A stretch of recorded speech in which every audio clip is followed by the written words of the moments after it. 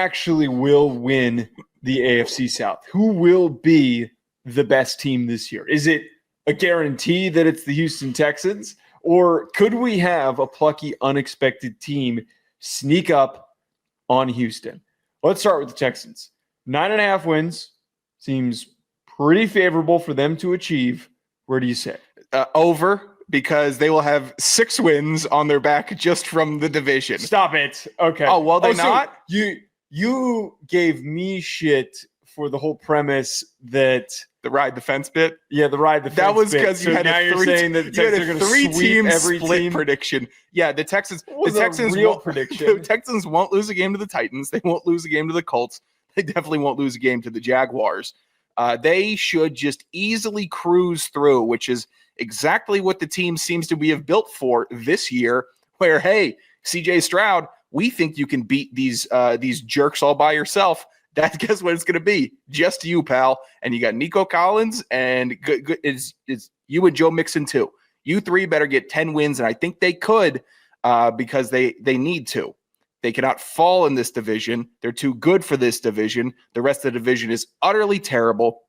And while CJ Stroud has been left hung out to dry in many situations with the Texans this year, looking at it straight up this close to the season, they get 10 wins and they completely easily sweep this division. I think that just for the fact that this number, we're assuming that they can't win 10 ball games. They've been competent enough the last 2 years. 10 wins to me is like that mark of this team has their shit together. They are a capable team. They can make the playoffs. They can maybe steal a game. They can at least show up and fight against most of the teams on their schedule, even if they're outmatched against some of the top dogs in the NFL. They're going to be able to go toe-to-toe with teams like the Broncos, the 49ers, even the Chiefs. They're probably not going to win that game. I don't think that they will win that game, but they're still rounded enough on the roster to keep that game tight late in the middle of the season. Or I guess it's toward the end of the season. That's in December. It would require, for me, like a complete collapse, even with this huge shakeup that they had with their offensive line, for them to not win 10 ball games. And it comes with the fact that also, as you said, the rest of the division sucks. It's not a good division. I think that there's a chance that one of these teams surprises and ends up being good, because for how bad the division is, someone's got to rise through this mess. 10 wins, doable for the Texans. It would require a complete meltdown. Now, I feel like we should turn over all stones when talking about the Texans, because they had a lot of weirdness last year in games that they had no business being like tight with the competition in. They beat the Jaguars by 4 one game and 3 the next game that they played. They won both of those games, but Jesus, how bad were the Jaguars that last year where they only win by a combined 7 points? They beat the Colts by 3 in a game last year. They only scored 2 points against the Ravens, which I think walking into last season, I would say Baltimore at the edge, but not a 29-point edge. They lost to the Jets last season. So they had a lot of weird – they had no business doing any of that. Why were they so weird? Was it year one of new OC? CJ Stroud thought he was going to have a bevy of weapons, and they all got hurt. Wasn't year one of a new OC? I thought Slowick got booted prior to last season. And they had to get Slowick got booted this offseason. This season? Okay, Jesus. So another OC for Stroud. Great. Now is when they're going to have a new OC. I'm sure that'll go swimmingly. Well, I mean, it's a concern to bring up for the conversation of is it a catalyst for a boost in success, and a boost in success for the Texans? It needs to be. For how they finished last year and how decent their record was, like a big boom in success would be one of the best offenses in the NFL. And that was what they were on the cusp of becoming in year one. They took the step back. There is, however you want to describe it, the weird undocumented tension that apparently was happening that nobody really gave a lot of clarity into. The only thing that we got context on was the offensive line shit, but which wasn't good for them this year. It was really bad for them. New OC either means huge step forward or it means massive, frustrating step back. But I can't imagine that they would take, again, much more of a step back from where they were last season. It would be hard to do. And they, I think, maxed out last year. Damn near one score loss to the Chiefs in the divisional round. and you boat race the Chargers before that, like for what that team was capable of last year, I think they about hit their cap. This year, I don't know if you replicate that, if that's a good season or not with all the newness. I just do ask the question, though, and for the loss that they had in the playoffs last year to the Chiefs, the clear reason why was because they couldn't block for CJ Stroud. He was getting blasted every single time he was dropping back. Are the changes that they made, and we talked about this, is it really enough to actually like duct tape that offensive line together? It doesn't feel like it was a very aggressive approach to rebuilding that O-line. I think that there's a lot more weapons to work with. I think that there is a chance that things are improved simply because apparently the chemistry of the group was bad last year. But this upcoming draft, this upcoming offseason, they do need to like be actually aggressive. This does feel like a makeshift plan for them to get back on track. That doesn't feel good going into the season. This is something that we should be saying like in January once they like get booted and we say these are the steps that they need to take. We're having the posthumous conversation about them before the season has even started because I think we can read the tea leaves pretty well and understand the offensive line is going to be rough again this season. I would expect it to, unless they shock the world and they're competent and they can block for Mixon and Chubb and they can keep Stroud upright long enough for him to be magical, which is what he can be, to be a surgeon, to be someone that can duel with any other quarterback in the league. And that's what frustrates me about Houston is you have a guy that has that killer attitude. He has the competency to match, and you are not supporting him by letting him do that on, I don't need it every drop back. Even Peyton Manning got sacked, but he still had Jeff Saturday up there helping him. He still had people helping. Brady had great offensive lines, and we wonder why Brady was so good his entire career. It helps CJ Stroud out. They get 10 barely with this patchwork offensive line. And if they weren't in such a I don't want to pick on them this much, awful, hideous division, then it would be a much tougher decision to make. When you had as many teams as they did picking in the top 15, it's kind of warranted. I wouldn't feel too bad about that. Tennessee Titans, 5.5 wins. I originally at one point was thinking that I wanted to go over with this. And I kind of started as we were doing preview type content over these shows. I was starting to feel like I wanted to hype up Cam Ward in year one and hoping that the offensive line would be better and that everything would start to mesh together towards this team being kind of like the Commanders. But as I started to think about it more and more, the history of these teams that pick first overall, that next season is very rarely, almost never, a good season. It is usually a couple-year rebuilding process in order for them to be placed in a competitive position. It's been rough to lately. Actually compete for the division.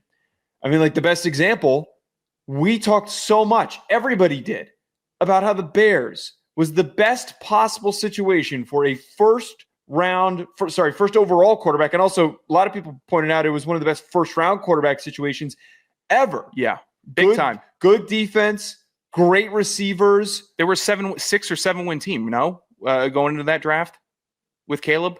They did. It wasn't tankathon 4-win Chicago Bears just slipped into the first pick. They were decent the year before. But my point is that circumstance was supposed to be the best one, and they collapsed so much so that Eberflus got fired. They missed the playoffs, and some have questioned if Caleb Williams is going to bounce back. I obviously think that he will.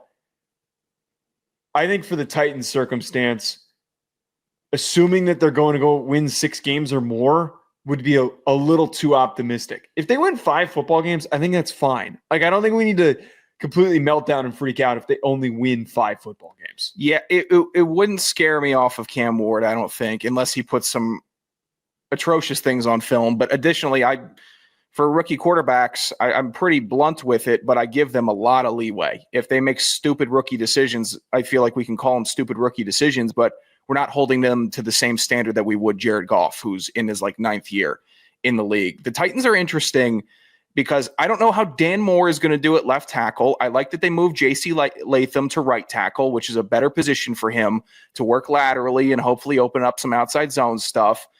Skoronski needs to take a big step at left guard. I know we've been waiting for it. He's been better, got better last year. So the offensive line trying to build within the trenches for Tennessee, I respect the game plan. I'll acknowledge it, but I still think they're under. I just think I don't think Tony Pollard is going to be a good enough complement to Cam Ward to bail him out of games. Cam Ward and Calvin Ridley could have a great dynamic, but if the backfield isn't that solid, it's not going to help. Tyler Lockett, I'd be steamed if it was year 5 Tyler Lockett coming to the Titans, but it's not. It's year 11 Tyler Lockett.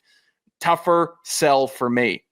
The defense, they play a hard brand of football, but where are the difference makers outside of the interior defensive line? Tavondre Sweat, impact maker. Jeffrey Simmons, star. Everyone else, you're going to have to fit your role and wow some people to get to that 6-win mark.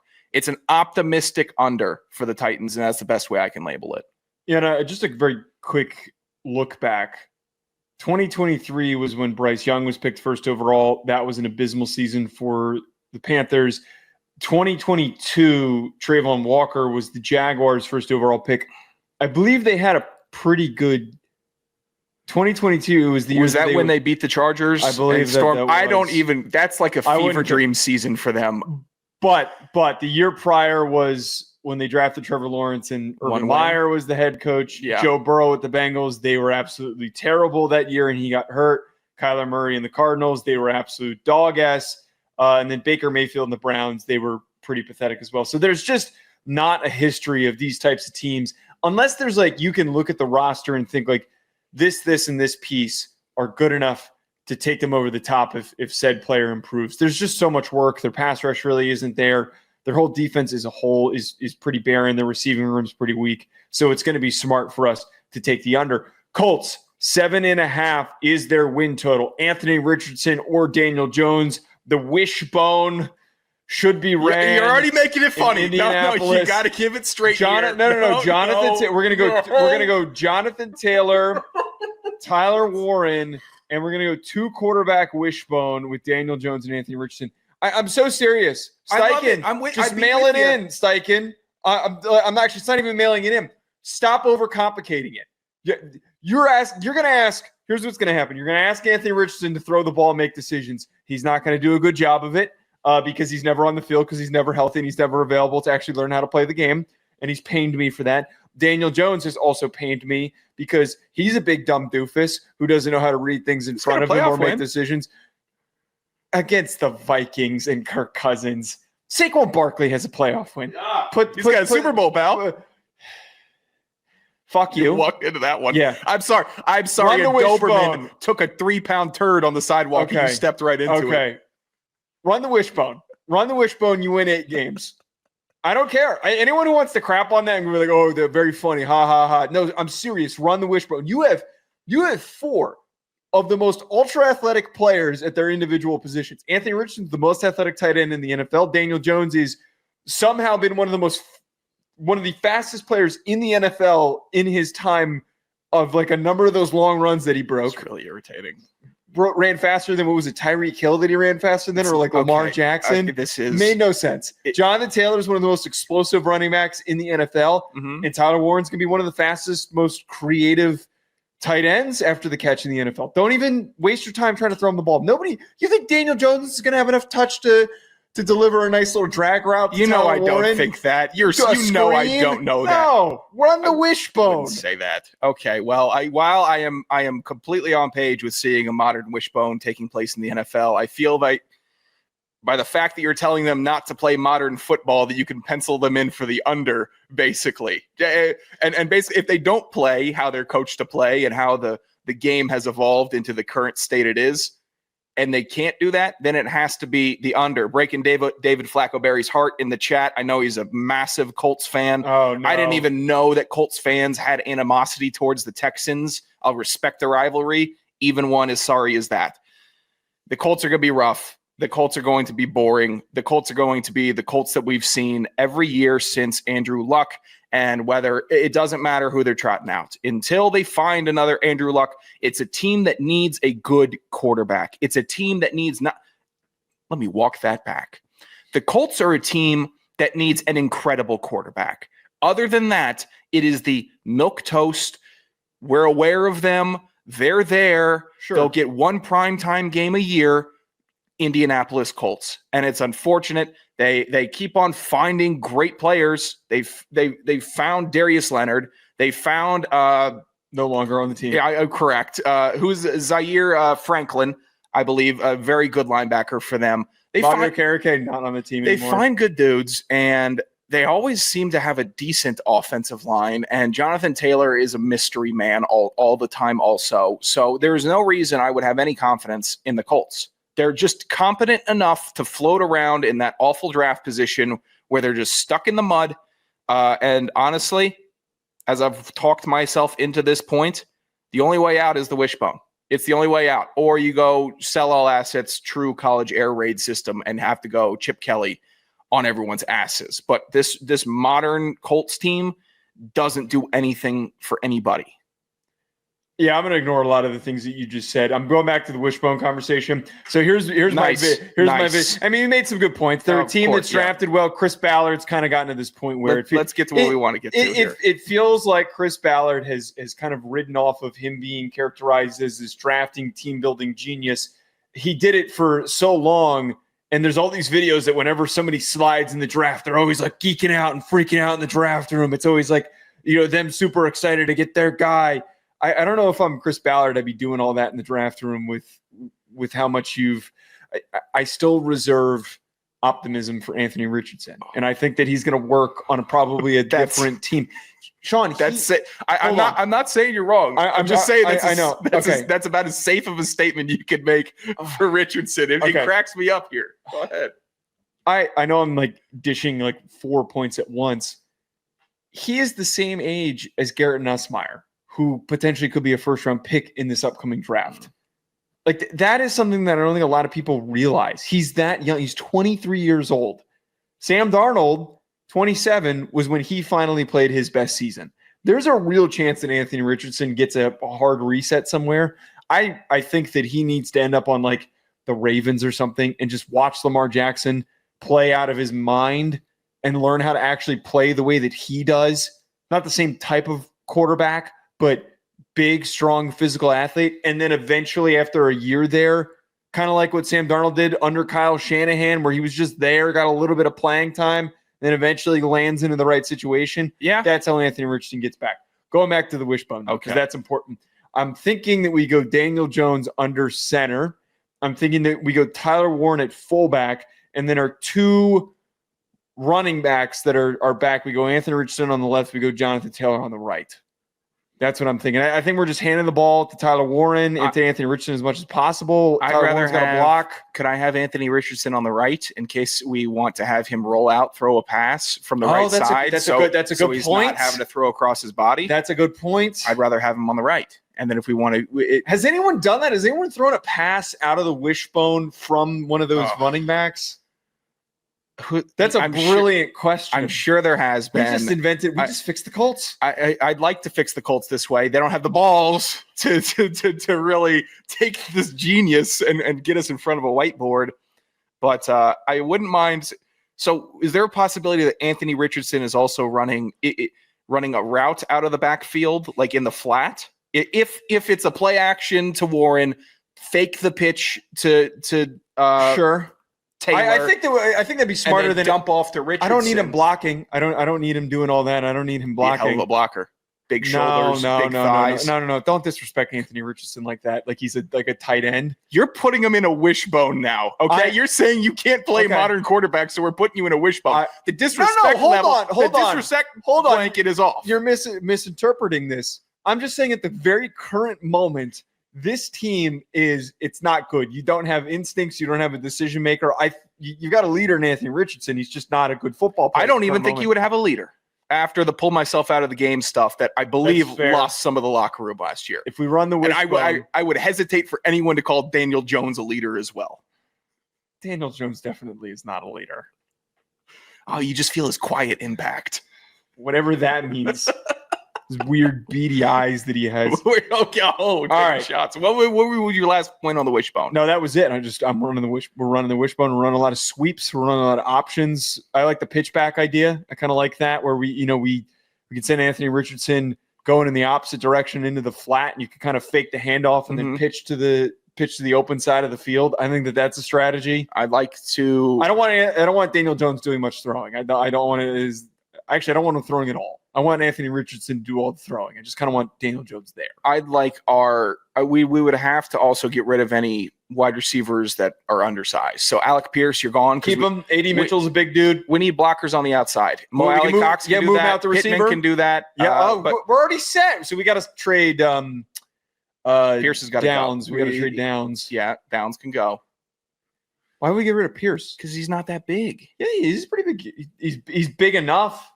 Is he 6 feet tall? I thought he was like a 5'10" guy. No. Wow, that's real brilliant of you to assume that he's 6'3", 212. Oh, I didn't know he was 6'3". You think that a white dude, he looks short. White receiver automatically? God, I stereotyped.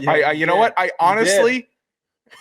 Well, I gotta look inwards here. I gotta look inwards and see what I'm looking at on this film here. Take a beat. How tall is Scattaboo? Is he not? Yeah. How tall do you think Scattaboo is? I don't know, 5'4". All right, joke. Yeah. Okay. All right, maybe we're keeping yourself. Pierce then. All right. Yeah, we're keeping Pierce. Welcome to the He's team. A big dude. Scattaboo's 5'11", 212. 216, sorry. Okay, let's get back on track here. Let's talk football. Jaguars, not wishful thinking wishbone. Jaguars 7.5 wins. Somehow they have the same win total as the Colts. I have to be completely honest, though. If I were to pick a surprise winner for the AFC South, it is the Jacksonville Jaguars. I don't care that you don't like the front office. I don't care that you think that Liam Cohen is corny. None of that means anything to me. Okay. This was a team that 2 seasons ago, or I guess it was in 2022 when they reached the playoffs, and the year after that, Lawrence got hurt, and then this past year completely collapsed. But we saw the makings of a very young, promising team where you had weapons, you had a quarterback that was commanding the offense, you had an effective run game, and more importantly, you had an athletic defense. I think that a lot of those key elements are still on this roster, and they were very aggressive this offseason, including in the draft. I think that they're going to be able to put up a lot of points in bunches with a very, very creative offensive mind in Liam Cohen. With the defense that they have, that's what they need. They need big splash plays. And I know you don't like Trevor Lawrence, but I've got hope. I've got hope that this team is going to figure it out. You're telling me all they got to do is win 8 ball games? They can't. They won't. It's crazy. Joe, that's just crazy to say. It's crazy to say that the Jaguars are going to win 8 games. I will appreciate you bringing some type of rationale and crafting an argument for argument's sake in this point.